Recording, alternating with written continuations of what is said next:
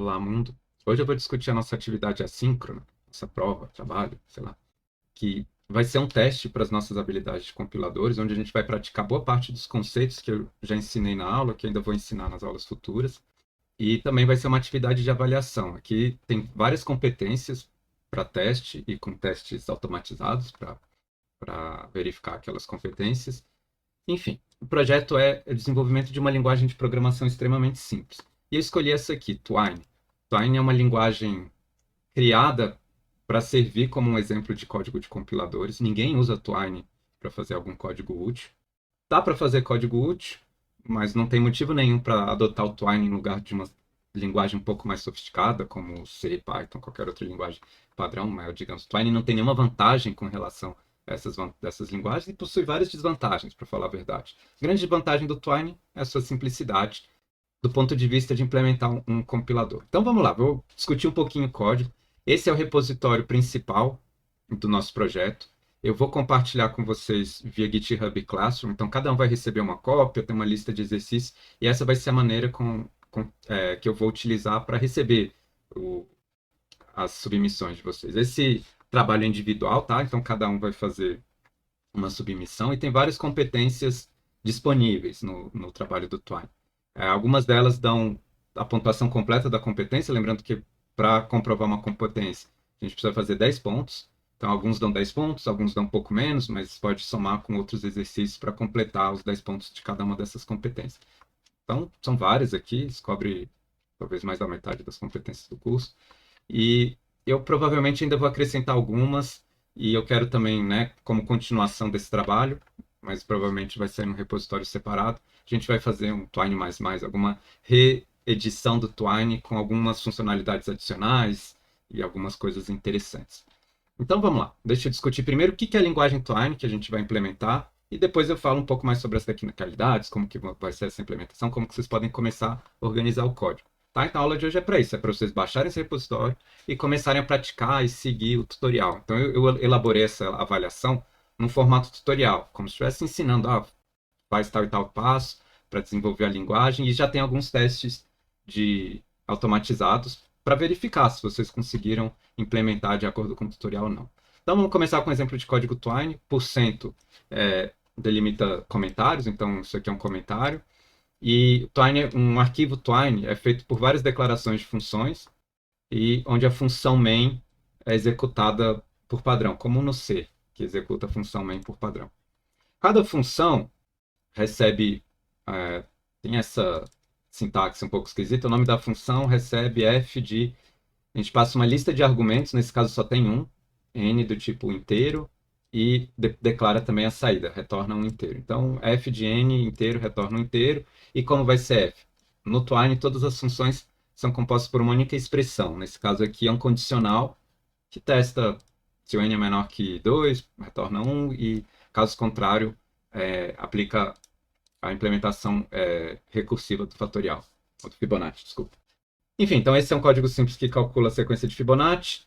Aqui é um exemplo de como calcular, imprimir vários Fibonacci na tela. Tá? Então, o Twine tem várias limitações com relação a uma linguagem tradicional. Por exemplo, não existe loops, toda recursão precisa ser feita com laço. A noção de encadear vários comandos é bem limitada, então as funções basicamente só possuem uma única linha, um único comando. Esse comando pode ser complicado, mas enfim, isso é uma limitação. Eu não posso, por exemplo, declarar variáveis, eu não posso fazer loops, eu não posso criar strings, eu não posso acessar arquivos. Tem muita coisa que está limitada no Twine. Mas eu consigo fazer computação arbitrária. Do ponto de vista técnico, é uma máquina de Turing. Ou seja, eu consigo implementar qualquer programa em Twine, às vezes com muito esforço, porque, por exemplo, se eu quiser fazer um programa que manipule strings, eu vou precisar representar essas strings com números enfim. E talvez seja possível. Eu falei que ela é Turing completa, mas sem nenhuma prova. E para falar a verdade, talvez não seja. Mas enfim, ela permite fazer as manipulações mais básicas de uma linguagem de programação. Tá, eu falei que é Turing completa, um pouco porque a pessoa que propôs é um outro professor que propôs aqui nesse link, diz que eu tenho certas dúvidas, mas é uma linguagem relativamente completa. Tá? Então essa é a gramática do Twine, e eu encorajo que vocês leiam isso, vão para a página, né, da especificação da linguagem. Ela está numa sintaxe um pouco diferente do Lark, certo? Então tem coisas que não existem no Lark. Por exemplo, o Lark não usa epsilon. No Lark seria simplesmente, deixaria uma alternativa vazia aqui. O Lark usa nomes em maiúsculo para representar como chama, os símbolos terminais. E aqui ele usa o nome em maiúsculo para tudo. Então a gente tem que adaptar algumas coisas, né? No Lark, por exemplo, usa só 2 pontos, aqui é 2 pontos igual. Então tem algumas pequenas diferenças, mas a ideia é muito parecida. Tá? Uma outra diferença com relação à gramática do Lark é que a gramática do Lark permite fazer algumas simplificações, então a gente consegue reescrever algumas dessas regras de formas mais eficientes. Então, por exemplo, essa aqui, parâmetros formais. Isso aqui é basicamente uma lista de um ou mais ID with type separados por vírgula. É isso que essa regra está falando. Eu posso fazer assim, do jeito que está escrito aqui, ou eu posso usar aqueles operadores de repetição do Lark para simplificar essa expressão. E eu sugiro, ou pelo menos encorajo, que vocês tentem simplificar para a gramática ficar mais fácil de compreender, enfim, e de modificar depois. Tá? Então, tem alguns exemplos disso, de declarações que poderiam ser feitas de maneiras mais simples, usando o Lark, usando os operadores asterisco, mais, etc. E ele não usa. Tá? Então, aqui ele fala um pouquinho sobre a regra para criar variáveis. Eu não vou entrar nos detalhes aqui, porque vocês podem ler isso com calma depois. Quais são as palavras reservadas, os operadores, enfim. Isso aqui pode ser utilizado para montar o analisador léxico da linguagem. Tá? Que a gente ainda não estudou isso com detalhe, mas é o tema para as próximas aulas. E, enfim, e aqui ele discute algumas regras da própria linguagem do Lark. Tá? Então, o Lark é uma linguagem muito simples, ela aceita as 4 operações básicas, operadores de comparação. Notem algumas ausências aqui. Tem um operador menor, mas não existe o operador maior. E não existe mesmo, não foi porque ele esqueceu de colocar como exemplo. Não existe. Se a gente olhar a declaração da gramática da linguagem, ele tem aqui algumas operações com operadores. Igual, menor, a barra vertical, que é o ou, mais, menos, esse aqui seria o e, o chapeuzinho, asterisco, barra, ou seja, não tem maior ou igual, não tem menor ou igual, não tem diferente, tem vários operadores que a gente esperaria de uma linguagem decente que não existem. Tá lá, o Twine é uma linguagem feita para ser simples de implementar e não para ser prática para usar. Então, se você precisar testar se x é maior que y, inverte e testa se y é menor que x. Se você quer testar se x é maior ou igual a y, então testa se y é menor que x ou x igual a y, que isso vai ter o mesmo efeito. Certo? Então, essa é uma limitação da linguagem. Outra limitação são os tipos. A gente precisa declarar o tipo dos argumentos das funções. Vamos olhar aqui nas palavras reservadas que dá uma dica. Parece um tipo, parece outro tipo. E acabou. Só existem 2 tipos em Lark, booleanos e inteiros. Pouco pobre, mas é assim. A especificação da linguagem, inclusive, dita que os inteiros eles seriam inteiros de 32 bits, certo? Então eles estão dentro desse intervalo. E existem números negativos, mas eles precisariam do sinal unário de negação. Enfim. Aliás, acho que não existe menos. Menos, pelo que eu estou vendo aqui, tem que ser feito fazendo 0 menos o número. É um jeito de digitar um número negativo. Mas, enfim, continuando aqui. Então, só existem booleanos inteiros, só essas operações básicas da aritmética, uma versão muito limitada dos operadores de comparação. E aqui são conectivos booleanos, né? Operações com booleanos. Então, a negação, o ou lógico e o e lógico. Além disso, existem alguns clássicos, como o if, chamadas de função. Isso tudo é bem padrão. E aqui só está falando que você pode compor essas expressões com qualquer nível de complexidade que quiser. Por exemplo, pode colocar um if dentro de um if, chamar funções dentro do if, aí não tem nenhuma limitação, como esperado, que é como que acontece em qualquer linguagem de programação. Certo? Então lá, o Twine, desculpa, essa linguagem extremamente simples. Existe mais uma expressão importante, que parece ser uma chamada de função, mas não é. Que é a expressão print, é uma expressão para debug. E ela não é uma chamada de função, porque você pode colocá-la antes de um valor, ele vai imprimir o resultado do print e continuar a avaliar com o valor que vem logo em seguida. Certo? Então não dá para dar só um print numa função, ela tem que retornar algum valor. E você pode até dar vários prints em sequência, porque, enfim, a gramática aceita, a gente vai discutir isso com detalhes mais para frente. Aí aqui é um exemplo de um programa do Twine, que nesse caso aqui verifica ele retorna o valor absoluto de um número. Certo? Uma coisa curiosa do Twine é como que eu pergunto input? Eu sei fazer prints, como que eu pergunto input? É implícito. Então, se a função main recebe um inteiro, ele vai perguntar no terminal, pedir para a pessoa digitar um número. Na verdade, não vai nem pedir, vai ficar esperando o usuário digitar um número, interpreta essa entrada como inteiro e passa para a função. Então, se precisar de inteiro, com booleano, com não sei o quê, o runtime do Twine é responsável por ler essas variáveis de acordo com o tipo delas e depois passar para a função main e executar. E ele imprime por padrão o resultado da função main. E se a função main ou alguma função que a função main chama, quando tiver algum print, alguma instrução de print, ele também vai imprimir essas instruções antes de imprimir o resultado final. Certo? Então, essa é a nossa linguagem de brinquedo. Esse é o nosso brinquedo na aula de hoje e em várias avaliações. Eu vou usar isso como desculpa para discutir alguns conceitos mais para frente. Então, quando a gente for ver, por exemplo, expressões regulares, coisas assim, eu vou usar o Lark para motivar, né, a ver como que isso aparece na definição de uma linguagem real ou quase real. E então tem várias competências aqui que são coisas para o futuro, são assuntos que a gente ainda não discutiu, mas que vai entrar na pauta e o Twine vai ser parte dessa discussão, certo? Então eu vou começar, né, agora só direcionando para vocês para montar o repositório e a partir daí começar a trabalhar, tá? É óbvio que não é para tentar fazer todas as competências para hoje. Eu vou dar uma dica assim das que eu acho que mais importantes para vocês começarem a trabalhar. Basicamente são só duas por enquanto. Uma que não é nenhuma competência direito e a outra seria essa nossa primeira aqui de organização de compiladores, que discute um pouco a estrutura de um compilador. Nesse caso, não é exatamente um compilador, é um interpretador, mas enfim, uma parte dessa organização é a mesma, é parecida. Tá, então aqui eu discuto um pouco o Twine, desculpa, de novo, e, e aí esse é o ponto que a gente vai começar a instalar coisas no computador para começar a rodar esse trabalho, tá? Então o primeiro passo é clonar o repositório.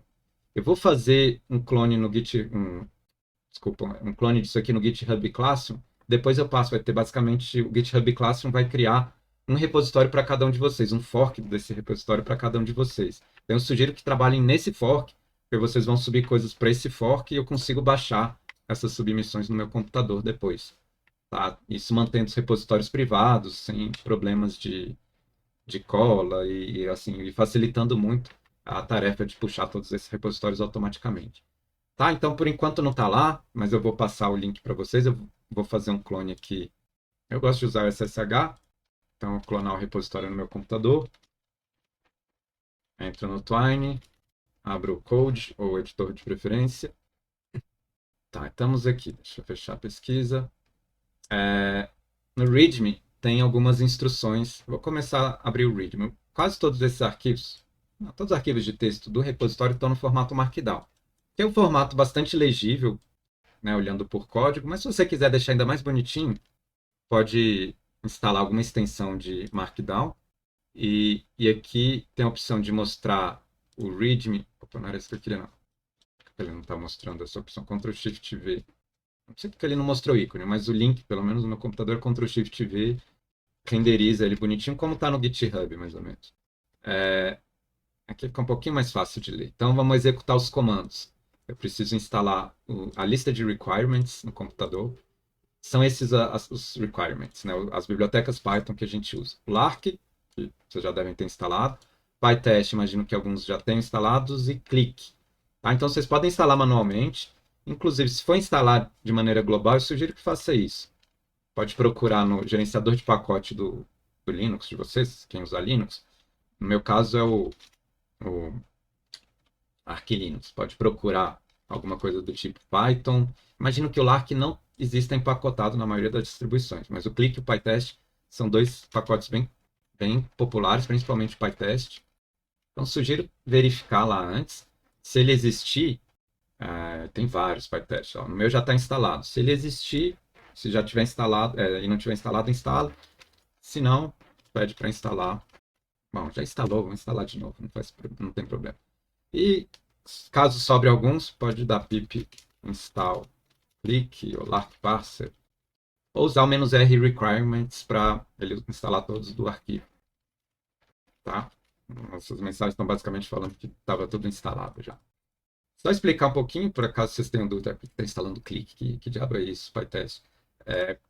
Lark, vocês já sabem, o PyTest é uma biblioteca de testes que a gente usa para fazer os testes manuais, os testes automáticos.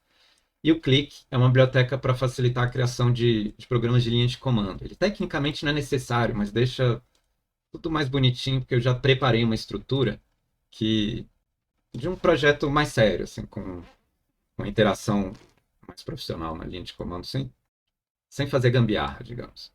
Tá? Então, o Click serve para isso. Sugiro instalar, não é estritamente necessário, mas algumas coisas vão parar de funcionar sem o Click. Tá? Então, para rodar um teste, vamos ver por aqui. Ele recomenda fazer isso, PyTest, testes, e o teste, nome da competência.py. Então, cada competência é verificada por um arquivo específico. Então, no terminal, seria PyTest, na pasta de testes, teste, aqui eu vejo o nome das competências. Vamos ver essa aqui, compilador, ó. Ele deu um monte de erro, tá? É de se esperar, porque eu não implementei nada ainda. Os 4 testes que ele tentou deram falha. Ótimo, beleza, vamos continuar a vida.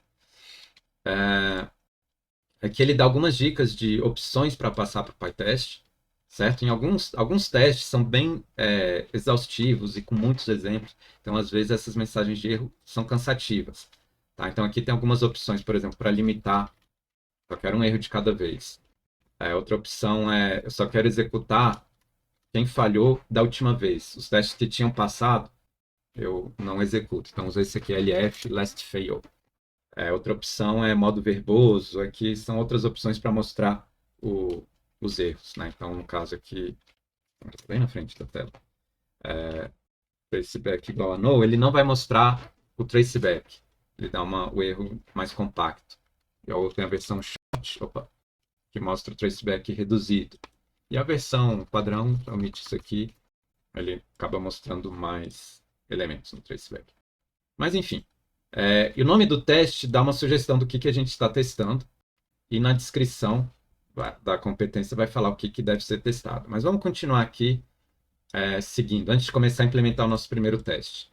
Isso tudo vai acontecer dentro dessa pasta, do módulo Twine, que está só um esqueleto, então ele não implementa a parte importante, que é a parte de compiladores, mas já tem algumas coisas prontas. Primeiro, a estrutura da arquitetura de módulos já está pronta. Algumas funções que eu espero que existam nos módulos já estão prontas, mas às vezes de forma meio como um esqueleto e não como uma função completa. Né? Por exemplo, essa aqui é a função lex, está falando me implemente. Certo? Então a gente vai completando, como se estivesse completando os buracos do código. Tá? Aqui ele dá uma sugestão de como executar o interpretador Twine. Então tem essa opção, usar esse arquivo runtwine e passa um arquivo Twine. Então se eu executar Python runtwine, ele mostra essas opções, é um programa de linha de comando. Lembra que eu falei do Click, que era uma biblioteca que ajuda a criar linha de comando? Ela serve para isso, basicamente para esse runtwine. E se não instalar o Click, isso aqui não vai funcionar, então não vai ter como executar os arquivos Twine isoladamente, só nos testes. Então isso dificulta bastante a entender os bugs e coisas assim, fazer experimentos. Enfim, se eu fizer runtwine help, ele vai falar algumas opções e a estrutura do comando. Então é options e input. Então, vamos passar um input aqui. As opções são todas opcionais. Tem uma pasta de exemplos com vários arquivos Twine. Depois vocês podem dar uma olhada, né, estudar um pouquinho da linguagem. Então vamos ver, por exemplo, esse fibsimple.twine. Tá, e quando eu mando executar, ele dá esse raise not implemented error, que provavelmente vai bater em algum lugar do código que tem aqueles buracos falando me implemente. Eu ainda não estou feito. Isso aqui só vai começar a funcionar depois que a gente implementar o suficiente do interpretador para começar a executar alguns desses programas. Se terminar de executar o interpretador completo, a gente vai conseguir executar todos esses programas Twine. Então, deixa eu mostrar alguns deles. Vamos ver o fibsimple. Tá aqui, o Fibonacci. Esse é o exemplo que eu coloquei no readme. Tem alguns outros. Tem várias coisas aqui. Alguns eu peguei. Alguns eu criei, alguns eu peguei dos próprios testes que o professor que propôs essa linguagem criou. Então, tem algoritmos clássicos, né? Sei lá, para verificar primos, coisas de matemática, somar, calcular raízes aproximadamente, enfim. Eu não vou entrar nos detalhes, não. Vamos pegar um aqui, Twine, sei lá, Euclid. Esse é o algoritmo para o maior divisor comum. Tá? Então, a linguagem é bem primitiva. Por exemplo, ele começa definindo a função resto, porque não existe operador resto. Lembra? Só tinha as 4 operações fundamentais. Não tem resto, não tem potência, um número elevado a outro, não tem operações bitwise. Então, começa definindo o resto. Depois, a função recursiva, que calcula o máximo divisor comum, o algoritmo de Euclid. E o main pergunta 2 números e passa para essa função. Tá? Então, tem vários exemplos aqui que vocês podem usar para estudar a linguagem, testar. Eu diria que é bom começar a testar pelos mais simples. Tem uma chance maior da sua implementação dar certo. Né? Então, verificar que os pequenininhos tendem a ser mais simples. Tá? Aqui com 41 bytes. Parece bom para começar. E realmente é bem simples. Imprime 1, retorna 1, e é isso. Certo? Então a gente sabe rodar o Twine. Dependendo de como seu Python estiver configurado, dá para executar esse comando nesse formato, mas basicamente dá na mesma. Se ele reconhecer o módulo, e aqui no caso no meu computador ele reconhece porque o módulo está na pasta atual. Ele reconheceu o módulo, Python-M executa uma biblioteca como executável. Algumas bibliotecas dão essa opção no Python. Às vezes de maneira oficial, às vezes como um easter egg, inclusive. Então você pode executar alguma funcionalidade da biblioteca, geralmente alguma coisa que daria uma solução óbvia, né, uma ferramenta de linha de comando óbvia, geralmente o Python dá essa opção de executar como módulo. Só para dar um exemplo, imagina uma biblioteca que faz um servidor de HTTP no seu computador. Ela está disponível na biblioteca padrão do Python e talvez você queira criar um servidor muito simples. Então, ele dá a opção de rodar como linha de comando para fazer justamente isso. Um servidor muito simples que serve os arquivos da pasta atual. Então, isso acontece em vários módulos do Python. Enfim, eu fiz suporte para isso no módulo Twine. Tudo isso está nessa estrutura aqui, mirabolante, que eu criei para o projeto de vocês. Tá? Vocês vão preencher os buracos. Tá? Aqui tem algumas sugestões de ferramentas de produtividade. Eu sugiro que vocês usem o Black para deixar o código bem formatado. O Black é uma ferramenta de formatação de código. Ele tem integração com VS Code. Geralmente, quando você começa um projeto Python e pede para formatar o arquivo no Linux, ou pelo menos no meu computador, Ctrl+Shift+I, ele pergunta, quer usar o Black? Responde sim, ele vai instalar o Black e começar a formatar com o Black. Flake 8 é uma ferramenta de análise que consegue encontrar alguns bugs de antemão, e o MyPy é uma ferramenta de análise estática que encontra bugs em programas de Python que forem tipados. Então, ele analisa os tipos e encontra bugs com base nos tipos. Por exemplo, passar um tipo errado para uma função, ou um número de argumentos errado para uma função. São a categoria de bugs que o MyPy costuma achar. Como quase um compilador C, mas é mais difícil analisar código Python do que código C, então geralmente o MyPy pega um pouco menos de erros que o próprio compilador do C, pelo menos erros que o compilador pegaria, né? Em compensação, a gente não tem problemas de usar ponteiro não inicializado, coisas assim que teria no C, que isso abre uma categoria gigante de bugs. Então, sugiro usar esse trio, eu uso bastante nos meus projetos, mas se não quiser, se achar complicado, deixa para lá. O plugin do VS Code, que acho que aqui eu falei PyWrite, mas acho que eles atualizaram. Hoje em dia é o PyLens. Ele faz bastante do trabalho que esses dois caras fariam. Então, se o VS Code estiver configurado direitinho, ele estiver encontrando os erros de lógica do código, erros de tipo, isso aqui fica um pouco redundante. Enfim, continuando aqui, só uma dica, sugestão de uso.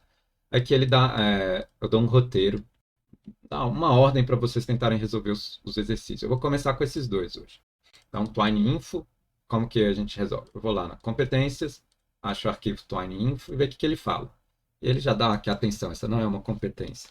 Isso aqui é trivial. TwineInfo, ele só pede para você... Tem um teste do TwineInfo, mas ele basicamente pede para você editar esse arquivo twineinfo.py e seguir as instruções que estão lá. Tá? Vamos executar o teste para ver o que acontece. Essa é a nossa primeira competência. PyTest. Aliás, se o PyTest não funcionar no computador de vocês, pode usar esse truque. Python. Se ele não funcionar, se não conseguir chamar da linha de comando. Ou às vezes acontece também quando tem 2 Pythons instalados, às vezes o PyTest está rodando na versão errada, que não é a do projeto. Então, às vezes você está usando o Python 3 e o que está instalado como padrão é o Python 2. Isso acontece principalmente em distribuições mais antigas. O Ubuntu, eu acho que já mudou, mas ficou muito tempo usando o Python 2 como padrão. Eu nem tenho certeza se já mudou. Se não mudou, vergonha Ubuntu. Python, essa é uma maneira diferente de executar PyTest. Python-m PyTest ou simplesmente PyTest. É lógico que se isso aqui funcionar, é mais prático. Tá? Eu não quero rodar todos os testes de uma vez, porque olha a bagunça. 78 testes falharam. E alguns ainda passaram, não sei como. A gente não fez nada. Então vamos lá. PyTest menos. Desculpa. Testes. Teste. Eu vou executar o teste da competência que a gente vai testar, que é o Twine Info. E ele reclama. Tá? Então. Bom, então ele está reclamando nos dois testes, falando. Vamos ver os erros aqui. Primeiro, ele pede para abrir o arquivo twine/info.py. Então eu vou lá no repositório, na pasta Twine, tá aqui, info.py, e aqui ele pede nome completo e matrícula. Então eu vou colocar meu nome, meu e-mail, que não é esse, mas enfim. E a matrícula, mas eu não quero deixar meu e-mail público no YouTube. E a matrícula eu vou mudar, porque esse valor padrão eu não deixo. Então vamos colocar, em vez de 34, um número mais legal, 42. Aí agora quando a gente roda os testes, um deles passou, maravilha, mas o outro não. E esse outro é só para testar se vocês estão prestando atenção mesmo. Então ele fala session error e mostra essa mensagem para incentivar vocês a lerem os erros, porque esse é o caminho das pedras, é onde a gente vai descobrir qual é o problema e como que vai consertar os problemas do código. Então ele fala aqui, ó, vamos usar nomes de variáveis em inglês. Então renomei nome para name, matrícula para school ID, professor sacana. Então passamos na pegadinha, essa é a única pegadinha que tem, tá, gente? E agora os testes passaram. Eu vou só apresentar a próxima competência, que é essa aqui, no roteiro, recomenda aí para organização de compiladores. Eu não vou resolver tudo, porque essa é a tarefa de vocês, mas eu vou mostrar mais ou menos o caminho das pedras.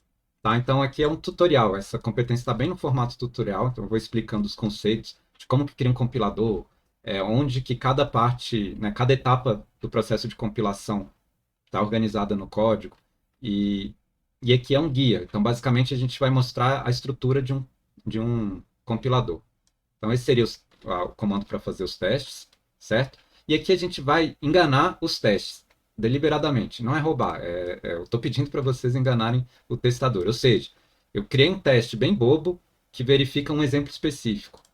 E a gente vai implementar a versão mais simples possível que passe naquele exemplo. Tá? Então, vai ser meio roubado. Então, em vez de resolver o problema de maneira geral, as nossas funções vão resolver um único caso, só para vocês terem uma noção boa de quais são as funções envolvidas, o que cada função tem que fazer, antes de precisar implementar tudo corretamente de uma vez. Certo? Então, vamos executar aquele comando. Eu digitei errado aqui. Vários testes que falham, né? 4 falhas. E aqui ele vai passando pelos passos de um compilador, né? Os passos de compilação. Então, o primeiro deles é a análise léxica, que é dividir o código em pedacinhos, em palavras ou lexemas. A gente vai usar esse nome token, que é basicamente um par, onde eu tenho uma string e uma classificação para aquela string, certo? A gente vai usar classificações parecidas com as que estão na gramática do Lark. Então, por exemplo, eu chamar de identifier, o nome das variáveis, e aqui então é um token do tipo identifier com conteúdo daquele lexema, que no caso é main. Né? Então ele sugere fazer como que chama? Ir lá na função lex.source e criar esse token manualmente.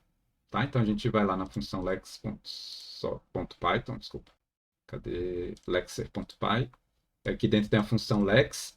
E o que eu colocar aqui vai ser uma saída. Então aqui a gente já está usando uma classe de token do Lark. Essa classe é uma subclasse de string que coloca algumas informações a mais em cima de uma string padrão. E aqui vamos ver, identifier main, era isso que estava pedindo, identifier. Então vamos ver se esse teste passa agora. Eu estou roubando, pedindo que ele mostre. Então imagina que, né, meu módulo teria aquele identificador e ainda está falhando, porque na verdade o teste é mais complicado. Então a análise léxica do exemplo é porque eu estou tentando pular a discussão para andar rápido, mas eu acho que não. A gente tem que ler com calma. Cadê? Ih, eu fechei. Tá, o token, o main é o primeiro token só, né? Então a gente vai pegar esse arquivo e fazer análise léxica manualmente. Então, main seria o primeiro token, e eu tenho que criar os outros, igual, f, abrir parênteses, returns, integer. Então vai ser algo assim, eu não vou terminar, não. É, mas lembrando, o código é esse. Opa, copiei errado. O código é esse. Então, meus tokens seriam o main, aliás, tem um igual, eu não lembro. A gente vai ter que descobrir quais são o nome dos tipos. Eu vou inventando. E se ele reclamar, o primeiro token devia chamar operator, e eu chamei de OP, a gente troca aqui. F, tem abrir parênteses. É uma espécie de análise léxica manual. Cada yield retorna um token. Esse yield é uma sintaxe do Python para criar uma função que pode ser pausada, né? Ou seja, você executa a função, ele para depois do yield e pode continuar a execução a partir daqui. Também returns. Tá, e agora a gente tem que começar a descobrir o nome das categorias de token e roda o teste para saber. Se eu quiser executar só esse teste, eu posso, como ele é o primeiro, eu posso simplesmente dar o max fail igual a 1. Isso ajuda, né? Eu sempre organizei os testes na ordem da descrição dos tutoriais. Então, isso ajuda a diminuir o número de mensagens de erro desnecessárias. Tá, e aqui ele fala, ó, deu um erro na posição 1 e use "-v" para ver o diff completo. Então, vamos usar "-v". E ele mostra com mais detalhes aqui o que aconteceu na posição 1. Então, na posição 1, que é nesse teste aqui, pega o tipo de cada token na lista de tokens. O primeiro token é do tipo identifier, o segundo a gente colocou do tipo OP, por isso esse maisinho, mas na verdade deveria se chamar equal. Então a gente vai trocando aqui, chama de equal, até o teste ficar feliz. O segundo deveria chamar F, você falou identifier, na verdade é F. O do parênteses deveria chamar LPAR. Já vou chutar que esse aqui deveria ser o RPAR. E returns, tá com o nome separado de returns. E finalmente, o último deveria chamar integer e não identifier. E agora eu tenho a lista completa. Ou não, quase. O que está faltando aqui? Ah, aqui também. Eu acho que esse era identifier mesmo. Identifier. Que era inteiro, era o 42. Tá, e aqui já passamos para o próximo teste. Esse aqui passou.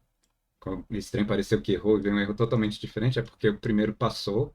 E agora estamos falhando no segundo. E para passar no segundo, vocês continuam lendo esse guia. Lá vai ter as instruções para continuar e passar em todos os testes. Tá? Então, esse primeiro compilador org, ele é relativamente trabalhoso, porque ele vai apresentar toda a arquitetura do nosso projeto. Mas é fácil, todos os testes são relativamente fáceis, porque não, né, a gente está basicamente roubando.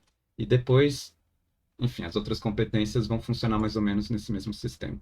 Certo, gente? Então, mãos à obra, vamos todo mundo baixar fazer o clone dos repositórios e começar a fazer esses testes. A minha sugestão para a aula de hoje é fazer basicamente esse aqui que eu comecei, o compilador org e o info, que é um teste trivial, tá? Então é isso, até mais. Boa aula. Tchau, tchau.